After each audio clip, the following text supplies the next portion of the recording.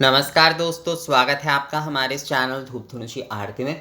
दोस्तों, धूप शर्करा भोग या फिर धूप शर्करा नैवेद्य भी आप बोल सकते हैं, पर मूलतः मैं यहाँ पर आपको धूप शर्करा भोग के रूप में ही ये वीडियो मैं आप लोगों को बता रहा हूँ।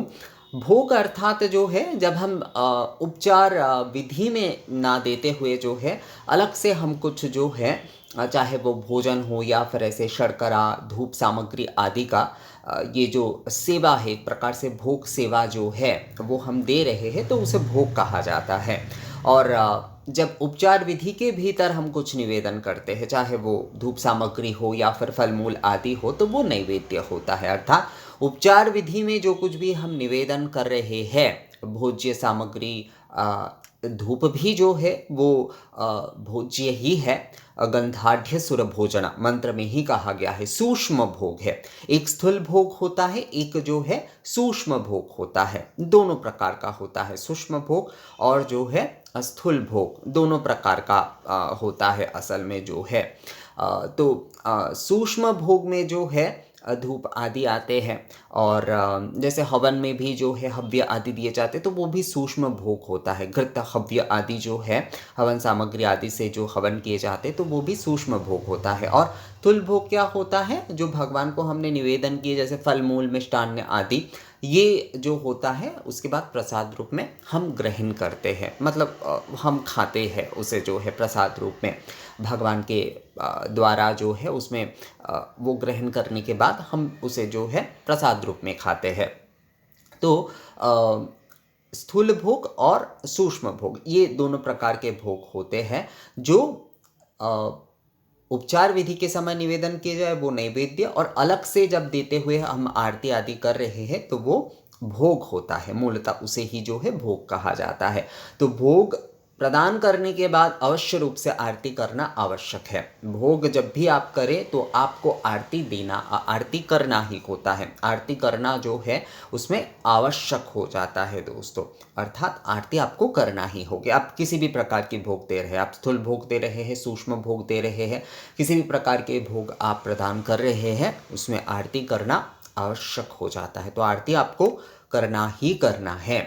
तो यहाँ पर मैं आपको धूप भोग के बारे में बता रहा हूँ। तो धूप शर्करा भोग, धूप शर्करा भोग यहाँ पर जो है मूलतः ये धूप भोग ही है, पर इसमें जो है शर्करा आदि भी आपको रखना चाहिए, क्योंकि देखिए सूक्ष्म रूप से भोग जो है पंचवायु माध्यम से ही भगवान जो है वो सभी कुछ सूक्ष्म रूप में ही ग्रहण करते हैं। इसीलिए हम भोग नैवेद्य आदि निवेदन के बाद कहते हैं कि प्राणाय स्वाहा, पाणाय स्वाहा, व्यानाय स्वाहा, उदानाय स्वाहा, स्वमानाय स्वाहा। पंचवायु माध्यम से ही जो है हम ये भोग आदि जो है भगवान को निवेदन करते हैं, क्योंकि भगवान सूक्ष्म रूप से ही सभी कुछ जो है वो ग्रहण करते हैं।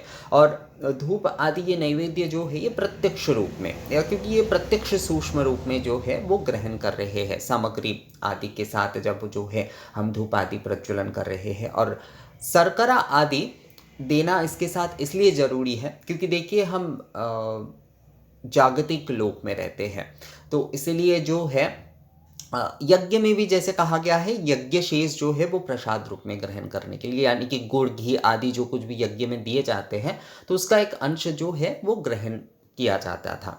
तो हम धूप में तो सामग्री आदि ये सब कुछ देंगे ही, उसके साथ जो है हम शर्करा जो है वो अवश्य दे, एक कटोरी में जो है शर्करा अवश्य रूप से दे, ताकि धूप भोग आदि ये तो भगवान ने धूप भोग तो ग्रहण कर लिया, अब वो शर्करा आदि जो है हम प्रसाद के तौर पर ग्रहण करें, यानी कि हम सभी में बांटते उसे जो है। तो ये भी जो है एक भोग शेष बोल सकते हैं आप जो है इसे। तो धूप भोग के लिए देखिए ऐसे एक थाली आपको आवश्यक है, एक धुनुची जो है वो आपको आवश्यक है, और मैंने यहाँ पर 2 पात्र रखे हैं, आप एक भी रख सकते हैं। तो एक में आप पंचमेवा आदि दे सकते हैं, आप घृत दे सकते हैं, और एक में जो है अवश्य रूप से शर्करा दीजिएगा। शर्करा मतलब जो है माता सरस्वती के पूजा के लिए आप जो है सफ़ेद बताशे अगर दे पाते तो बहुत अच्छी बात है। ये देखिए, ये सफ़ेद बताशे है। सफ़ेद बताशे या शक्कर जो है, अच्छे वाले शक्कर जो है वो दे सकते हैं आप, मिश्री दे सकते हैं। ये सारे जो है आप माता सरस्वती के शर्करा में दे सकते हैं। शर्करा रूप में जो है माता को आप दे सकते हैं।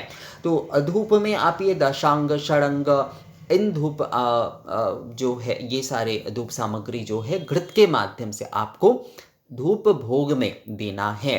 अर्थात जैसे धूपाग्नि प्रज्वलन किए जाते हैं, धूप भोग में ना मैं आपको कहूँगा कि आप लोग कपूर से ही, भीमसेनी कपूर से ही जो है धूपाग्नि प्रज्वलन करिए। और उसके बाद जो है बहुत सारी जगह पर, एक जन मुझे कुछ दिन पहले बीकानेर से बोल रहे थे, तो उनके वहाँ पर जो है जो नारियल के छिलके और गोबर के कंडे में उनके वहाँ पर धूप भोग दिए जाते हैं, एक बड़े वाले धुनुची पात्र में। ये करनी माता मंदिर में ना मैंने ये देखा है कि वहाँ पर दिए जाते हैं। उसमें गुड़, घी और सूखे वाले नारियल जो है वो उस बड़े वाले धुनुची पात्र में जो है धूप भोग के तौर पर जो है वो निवेदन किए जाते हैं। तो जिनके जैसे परंपरा होते हैं, धूप भोग परंपरा ये हमारी बहुत प्राचीन परंपरा ही है। ये हमारे भोग परंपरा की प्राचीन परंपरा है, तो इसे जो है अवश्य रूप से करना चाहिए।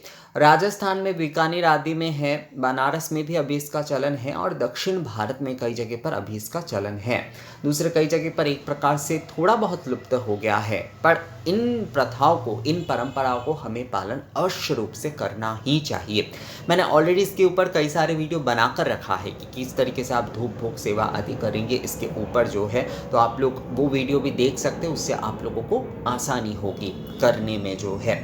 तो इसमें जो है एक थाली में इस प्रकार से आपको कपूर से, घृत बाती से भी अगर आप करते हैं ना तो बहुत अच्छी बात है। घृत बाती से भी अगर आप करना चाहते हैं तो भी कोई समस्या नहीं है, पर फिर भी मैं कहूँगा क्योंकि भोग के तौर पर हम यहाँ पर दे रहे हैं तो कपूर ज़्यादा जो है उत्तम रहेगा दोस्तों। तो भीमसेनी कपूर से धूपाग्नि प्रज्वलन करते हुए उसमें जो है आप दशांग धूप सामग्री हो, या फिर सप्त धूप, या फिर षडंग धूप जो है वो धूप सामग्री जो है आप उस धूप पात्र में दीजिए घृत के साथ। अगर आप बहुत सारे सामग्री का जुगाड़ नहीं कर पा रहे हैं तो अच्छे जो पीत जो राल है, यानी कि जो धुना है, उसके साथ जो है गुग्गुल और घृत भोग जो है वो आप अवश्य दीजिए धूप भोग में। विशेषकर गुग्गुल और घृत, यानी कि धुना तो आप दीजिए ही, पर गुग्गुल और घृत जो है मूलतः जो है उसकी मात्रा आप ज़्यादा रखिए। जब आप धूप भोग प्रदान कर रहे हैं तो गुग्गुल धूप से जो है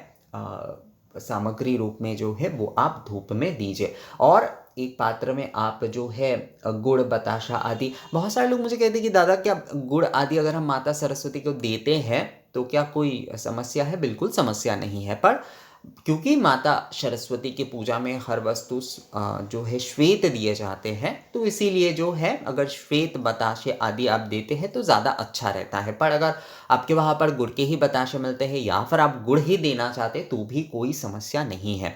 तो गुड़, बताशा आदि जो है आप एक कटोरी में दीजिए, और एक कटोरी में पंचमेवा जो है वो आप दीजिए, पंचमेवा दीजिए। आप घृत के साथ ये गुड़ जो है थोड़ा सा आप धूप सामग्री में भी जो है, मतलब ये जो आप धूप पात्र आप प्रज्वलन करेंगे उसमें जो है वो आप दे दीजिए। तो उसमें थोड़ा सा जो है मतलब आहुति जैसे हम देते हैं ना गुड़ घी का जो है, तो उसी प्रकार से शर्करा और घी जो है सामग्री तो आप देंगे ही, दशांग, षडंग या फिर गुग्गुल घृत का सामग्री तो आप देंगे ही, उसके साथ साथ घृत और एक शर्करा जो है वो आप धूप पात्र में अवश्य दीजिए दोस्तों। और कई लोग जैसे कि नारियल रखना चाहते हैं या फिर सूखा नारियल देना चाहते हैं, कई जगह के परंपरा अनुसार, हाँ बिल्कुल दे सकते हैं आप। थाली में इस तरफ यहाँ पर जो है आप एक नारियल रखिए, या सूखा नारियल हो या फिर कोई भी नारियल हो तो वो आप दे सकते हैं, कोई समस्या उसमें नहीं है। पर शर्करा जो है वो थोड़ा सा, मतलब आप कुछ और नहीं दे पा रहे हैं, केवल आप मान लीजिए आप एक ही कटोरी यहाँ पर आपने बस थाली के ऊपर धूप पात्र आपने रखे, तो आपने सामग्री आदि घृत आदि से आपने धूप भोग दिए, ये जो सूक्ष्म धूप भोग है ये आपने प्रदान किए, उसके साथ साथ थोड़ा सा बताशे आदि जो है शर्करा आप अवश्य रखिए कटोरी में जो है दोस्तों।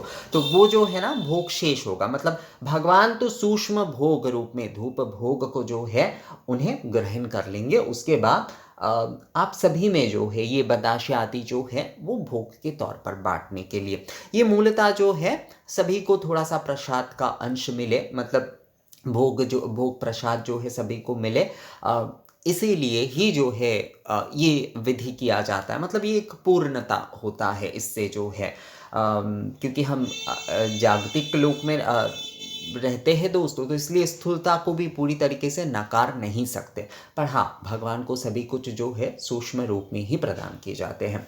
तो ये थाली के विषय हो गया। इसके साथ साथ ये आप एक जल के कटोरी या ग्लास ज़रूर रखिए। कटोरी ये जो है ना, मैंने दक्षिण भारत में देखा था, मुझे बहुत अच्छा लगता है। ये महाराष्ट्र, कोंकण, दक्षिण भारत में, द्रविड़ प्रदेश में मुझे द्रविड़ के नियम आदि जो है ना, उसमें बहुत ज़्यादा मुझे प्राचीनता का एक छाप मिलता है और मुझे बहुत अच्छा लगता है। मतलब आधुनिकता के विषय उनकी पूजा आदि में अभी भी नहीं आया है बिल्कुल भी जो है, तो ये मुझे बहुत अच्छा लगता है। तो इसलिए कटोरी में जो है आप जल जो है इस प्रकार से आप पानार्थ जल जो है वो आप एक दे दीजिएगा। ग्लास में भी आप दे सकते हैं। और आचमनीय जल जो है, आचमन का जल जो है वो भी आप प्रदान करिएगा। तो इसी प्रकार से जो है माता सरस्वती को आपको धूप भोग प्रदान करना है। तो एक थाली में इस तरह से आपको धूप पात्र में जो है, एक जन मुझे ये बीकानेर वाले जिन्होंने मुझे कुछ दिन पहले मेल किया था, तो उन्होंने मुझे बताया कि उनके घर में और उनके परिवार में जो है वो शायद राजपूत है, क्योंकि सिंह था उनका सरनेम शायद, जो मुझे मेल आया था। तो उनका कहना था कि उनके घर में रोज़ जो है ऐसे अंगारी, कई जगह पर अंगारी कहा जाता है धूप पात्र को, ये प्रज्वलन करते हुए जो है, धूप अंगारी प्रज्वलन करते हुए जो है, अंगारी का मतलब कोयले से नहीं है, मतलब बहुत सारे लोग सोचते हैं अंगार का मतलब कोयला है, नहीं, ऐसा नहीं है। अंगारी कहा जाता है कई जगह पर धूप पात्र को जो है। तो धूप अंगारी में जो है उनके घर नित्य प्रतिदिन वो सूखे नारियल और जो है गुड़ और घी का जो है, क्योंकि बीकानेर आदि में वहाँ पर इन्हीं सारे वस्तुओं का ज़्यादातर मिलना संभव है, क्योंकि सूखा जगह है। तो वहाँ पर भगवान को भी भोग में जो है नित्य प्रतिदिन जो है वो धूप अंगारी में इस प्रकार धूप अंगारी प्रज्वलन करते हुए हर दिन दोपहर को जो है वो लोग इस प्रकार से भोग लगाते हैं, घृत का, घृत, गुड़ और सूखे नारियल का। तो ये सच में जो है ये हमारी एक प्राचीन परंपरा है। तो ये हम सूक्ष्म भोग, ये भी ये धूप भोग, सूक्ष्म भोग जो है, ये हमारे प्राचीन जो भोग परंपरा है उसका ही जो है प्रतीक है दोस्तों। तो इसीलिए धूप भोग मैं आप सभी को देने को कहता हूँ। जितना हो सके आप ये सूक्ष्म भोग जो है अवश्य रूप से, कोई भी पूजा हो उसमें आप प्रदान करिए। सूक्ष्म भोग देना बहुत ज़रूरी होता है। तो एक धूप पात्र में इस प्रकार से कपूर आदि से आप धूप प्रज्वलन करते हो, उसमें दशांग षडंग धूप सामग्री से, घृत से या फिर केवल घृत गुग्गुल से ही जो है आप दीजिए। और उसके साथ साथ थोड़ा सा गुड़ और या फिर शर्करा और घृत जो है वो भी आप धूप पात्र में दीजिए। और दोनों पात्र में, एक में पंचमेवा या फिर शर्करा, अगर दोनों नहीं रख पा रहे तो कम से कम एक में जो है शर्करा यानी बताशे आदि थोड़ा सा ज़रूर रखिए दोस्तों। एक कटोरी भरकर जो है बताशे आदि शर्करा जो है वो आप ज़रूर रखिए। और उसके साथ साथ पानार्थ एक जल का पात्र रखिए और आचमनी पात्र रखिए। और एक ज़रूरी विषय जो कि बहुत ज़रूरी है और आप सभी को करना ही है, ध्यान रखिएगा, धूप भोग प्रदान के बाद अवश्य रूप से जो है आरती आपको करना ही है। तो आरती करना बिल्कुल मत भूलिएगा, तभी जो है आपका ये जो भोग प्रदान जो है वो पूर्ण होगा। तो धूप भोग प्रदान के बाद जो है आरती आपको अवश्य रूप से करना ही है। ये बात जो है ध्यान में रखिएगा दोस्तों। धूप दीप से ही संक्षिप्त आरती करें, पर आरती आपको करना ही है। धूप भोग प्रदान के बाद आरती करना आवश्यक होता है, क्योंकि कोई भी भोग हम दे रहे हैं तो आरती ही जो है उस भोग विधि को पूर्णता देती है। तो मुझे लगता है ये धूप भोग के विषय में माता सरस्वती को किस तरह से धूप भोग प्रदान किए जाएंगे और उसके विषय में ये जानकारी आप लोगों को अच्छा लगा है। तो अगर इस बारे में आप लोगों का कोई सवाल आती है तो आप लोग मुझे कमेंट्स करके या मेल करके बोल सकते हैं। मिलते हैं आपसे अगली वीडियो में, तब तक के लिए नमस्कार।